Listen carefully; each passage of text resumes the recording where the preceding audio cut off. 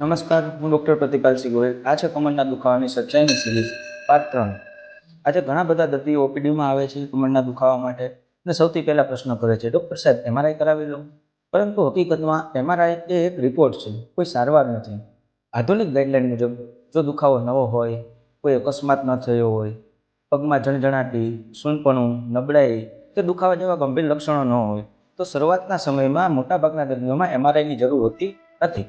ઘણા બધા કેસોની અંદર ખોટી બેસવાની રીત, વધતું જતું વજન તથા સ્નાયુનું ખેંચાણ જવાબદાર હોય છે, જેની અંદર યોગ્ય દવા, કસરત અને જીવનશૈલીના ફેરફારથી ખૂબ સારું પરિણામ મળતું હોય છે. પરંતુ જો દુખાવો 6 અઠવાડિયા કરતાં વધારે સમયથી રહેતો હોય, કમરથી લઈને પગ સુધી દુખાવો ફેલાતો હોય, પગની અંદર નબળાઈ રહેતી હોય, સૂનપણું રહેતું હોય, પેશાબ તથા ઝાડાના નિયંત્રણમાં ફેરફાર થતો જોવા મળતો હોય અથવા કેન્સર, ચેપ કે કોઈ ફ્રેક્ચરની શંકા હોય તો આવા કેસની અંદર એમઆરઆઈ ખૂબ જ અગત્યનું બને છે. હવે વાત કરીએ આયુર્વેદની, તો આયુર્વેદની અંદર માત્ર રિપોર્ટ જોઈને સારવાર નથી કરવામાં આવતી. દર્દીની પ્રકૃતિ, દોષ, દૃશ્ય, રોગના લક્ષણો અને રોગનું મૂળ કારણ જાણીને યોગ્ય સારવાર કરવામાં આવે છે. એવું પણ બની શકે કે એક જ સરખો એમઆરઆઈ રિપોર્ટ ધરાવતા દર્દીની સારવાર આયુર્વેદની અંદર અલગ હોઈ શકે.